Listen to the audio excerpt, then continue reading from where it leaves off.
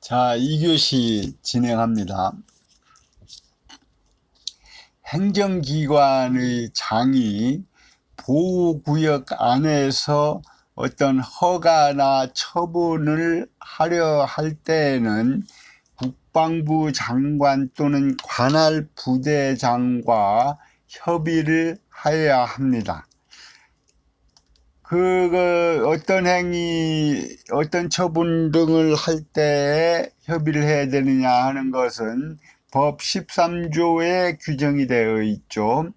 보면은 건축물의 신축, 증축, 공작물의 설치와 건축물의 용도 변경, 그리고 도로, 철도, 교량, 운하 등의 그 부속 공작물의 설치 또는 변경, 하천 또는 해면의 매립 준설과 항만의 축조 또는 변경, 광물 토석 또는 토사의 채취, 해안의 굴착, 조림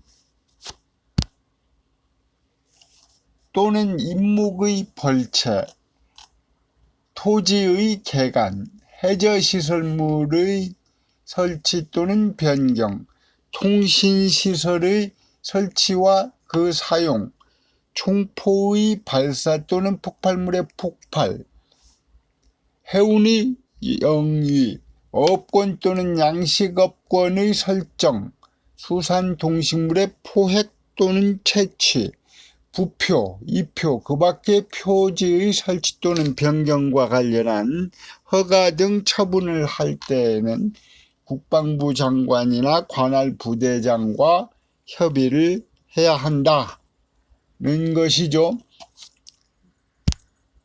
여기서 국방부 장관 또는 관할 부대장이라고 할 때 관할 부대장이란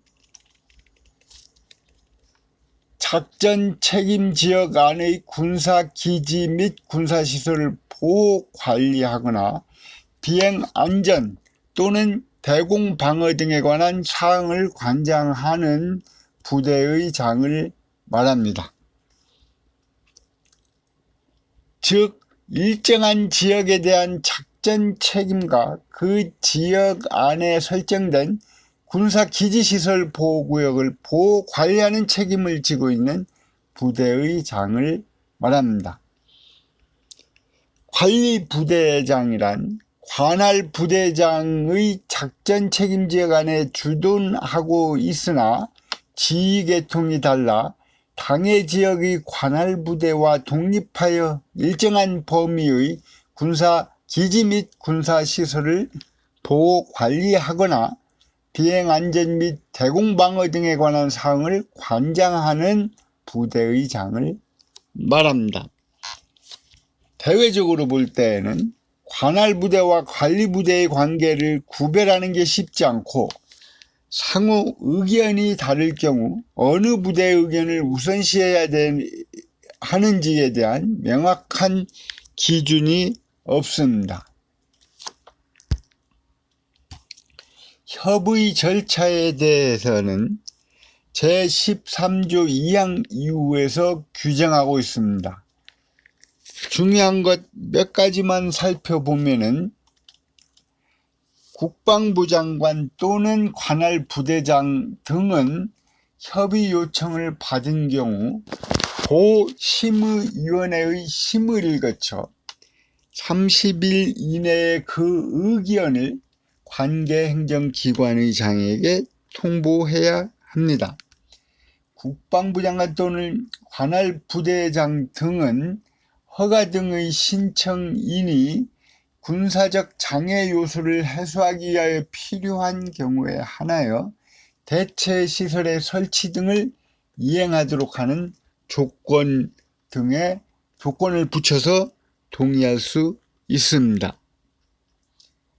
국방부 장관 등은 관계행정기관의 장이 협의를 거치지 않거나 협의 조건을 이행하지 않고 허가 등을 한 경우에는 당의 행정기관의 장에게 그 허가 등의 취소, 행위의 중지, 시설물의 철거 등 원상 회복에 필요한 조치를 할 것을 요청을 할 수 있고, 그 요청을 받은 행정기관의 장은 특별한 사유가 없는 한 이것에 응해야 합니다.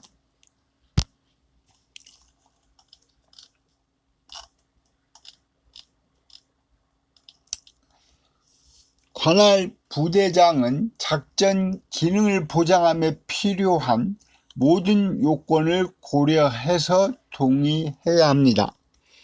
국민의 재산권도 보호하고 군사시설의 기능도 보유해야 하는 두 가지 목적을 충족해야 합니다. 자세한 요건은 군사시설 보호구역 통제 규정에서 규정하고 있습니다.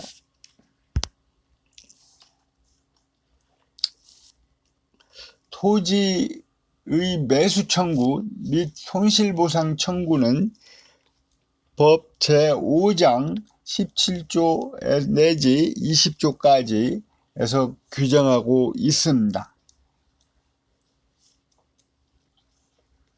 보호구역 등의 지정으로 인해서 그 구역 안의 토지를 종래의 용도로 사용할 수 없어서 그 효용이 현저하게 감소한 토지나 당해 토지의 사용 수익이 사실상 불가능한 토지의 소유자는 국방부 장관에게 당해 토지의 매수를 청구할 수 있습니다. 국방부 장관은 매수 청구를 받은 토지가 법정한 기준에 해당한 때에는 예산의 범위 내에서 매수해야 합니다. 매수 대상 토지의 범위 및 구체적인 판정 기준은 대통령령으로 정합니다. 토지 매수 가격은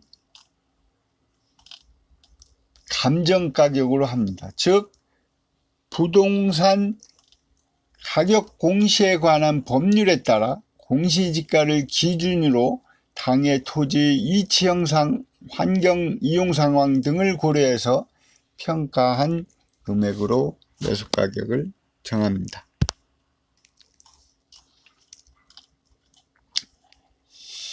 국방부 장관은 보호구역 등의 지정 목적 달성을 위하여 필요한 경우에는 토지 소유자와 협의해서 그 구역 안의 토지 및 토지의 정착물을 매수할 수 있습니다. 국방부 장관은 손실에 대해서 정당한 보상을 해야 하는데,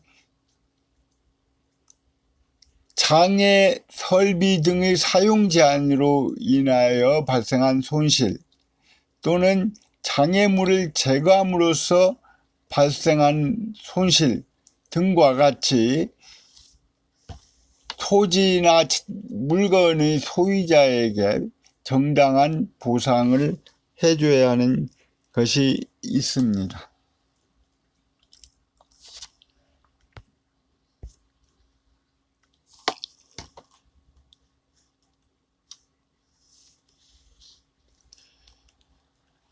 국방부 장관은 군용 통신에 장애가 되는 장애 설비 등의 사용 제한으로 인하여 발생한 손실, 비행 안전 구역 안에서 장애물 제거로 발생한 손실 등은 정당한 보상을 해야 합니다.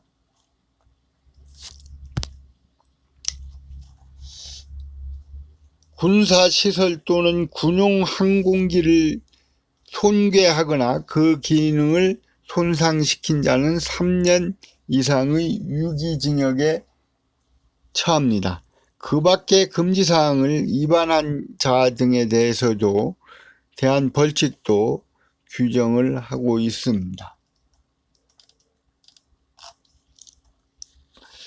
통제 보호구역 안에서 허가를 받지 아니하고 수산동식물의 포획 또는 채취 행위를 한 자가 소유하는 어획물, 제품, 어선 또는 어구는 몰수할 수 있습니다.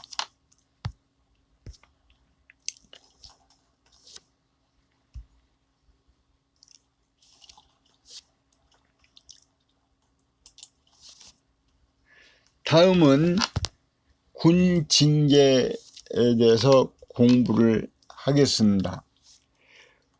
군 공무원이 군 공무원으로서 지는 의무를 위반하면은 공무원법상의 징계 책임과 변상 책임을 지게 됩니다. 나아가 일반 법익을 침해하게 되면 형법상의 형벌의 제재를 받게 되고, 타인의 권익을 침해하여 손해를 발생한 경우에는 사법상 손해배상 책임을 지는 경우도 있습니다. 여기서는 군 인사법과 군인 징계령상의 규정을 중심으로 다룹니다.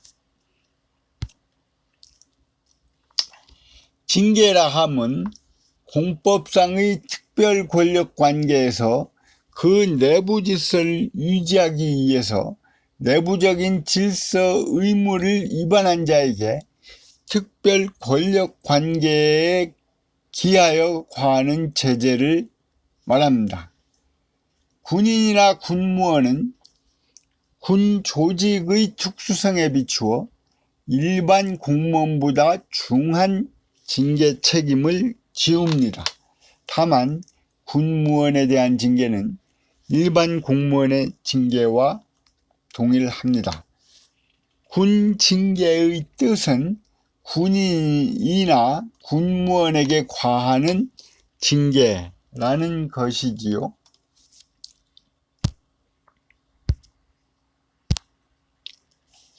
군 징계가 일반 공무원의 징계와 비교해서 여러 가지 특성을 갖는 것은 군의 임무와 조직의 특수성에서 비롯된 것입니다.